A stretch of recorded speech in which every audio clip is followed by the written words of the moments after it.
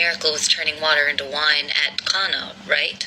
Well, if you're going to take the Bible's word for it, sure. But in the Qur'an, Jesus' first miracle is speaking at his own birth. Babies can't speak, Ilyan. Water doesn't turn to wine either. So let's engage with a little willed suspension of disbelief and go with it for a second. Because remember, Jesus was the Word. And I think there's some significance to the fact that in the Qur'an, he comes into the world speaking.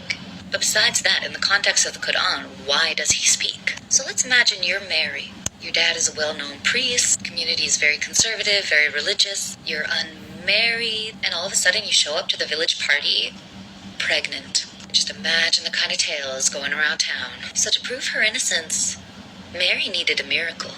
Because how is anybody going to believe her that she was impregnated by God? Okay, Mary, so that's what you're calling the jock behind the gym now, God? Okay. We all saw you hanging out in the courtyard with Joseph after hours. So in chapter 19 of the Qur'an, at the birth of Jesus Christ, Mary gets her miracle.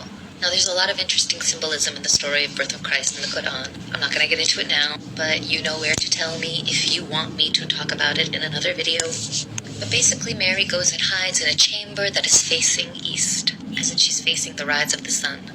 And she asks the spirit who comes to her, how am I going to have a child when no mortal has touched me? And the angel is like, that's easy. We're not only going to make you pregnant, we're going to make you pregnant with the perfect human. He's going to be a revelation for all humanity. He's going to be the key to our mercy. He will be a thing ordained. So she hides away and she has the baby. And she's sitting there with the pain of childbirth like, why is this so painful?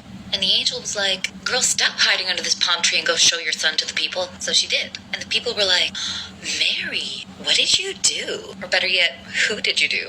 And why would you do that? Your father is no wicked man, nor is your mother a harlot. And Mary was like, listen, if you want to know where this baby came from, ask him.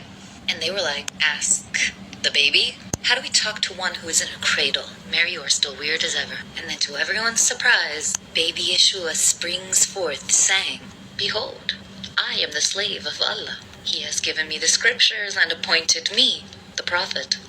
And he has made me blessed wheresoever I may be, and has enjoined upon me prayer and almsgiving so long as I remain alive. And most importantly, he hath made me dutiful towards she who bore me. Now there's a lot to say about this, and like I said, there's a lot of symbolism in this passage that I'm just kind of scraping over. But what do you think? Does the fact that baby Jesus speaks in the Qur'an have any bearing on the fact that Jesus is the Word? And what does it say about Christianity and Islam, I guess? That there's no justification of Mary's chastity in the Bible. And also, should we talk about more stuff from the Qur'an?